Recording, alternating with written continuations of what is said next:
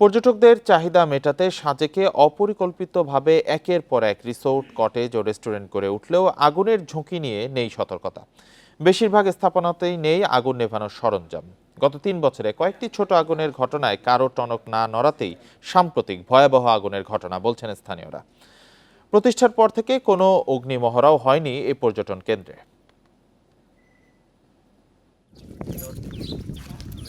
অগ্নিকাণ্ডের পর বিরান ভূমিতে পরিণত হয়েছে সাজেকের রুইলুইপাড়া। মাত্র কয়েকশো মিটার এলাকায় ছিল রিসোর্ট, কটেজ, রেস্টুরেন্ট ও স্থানীয়দের বসতবাড়ি সহ ৯৫টি স্থাপনা।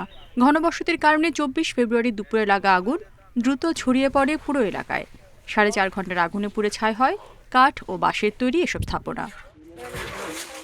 স্থানীয়রা বলছেন, সাজেক ভ্যালিতে রয়েছে পানির সংকট। এছাড়া বেশিরভাগ কটেজ রিসোর্টেই নেই অগ্নি নির্বাপনের সরঞ্জাম।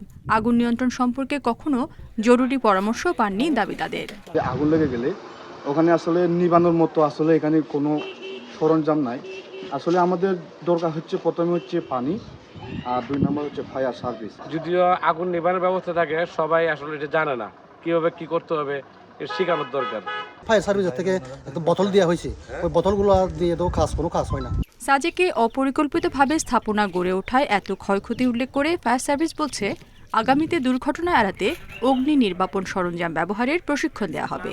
যারা কটেজ মালিক সমিতি আছে তাদেরকে আমরা পরামর্শ দিয়েছি নিজস্ব উদ্যোগে অগ্নি নির্বাপনের ব্যবস্থা রাখার জন্য, এবং fire service free cost of সার্ভিসের প্রশিক্ষণ দিয়ে আসবে। সেই যে নির্বাপনী ব্যবস্থা রাখবে সেগুলো কিভাবে ব্যবহার করবে। সাজেকে ভয়াবহ অগ্নিকাণ্ডের হাত থেকে বেঁচে গেছে প্রায় ১০০টি স্থাপনা।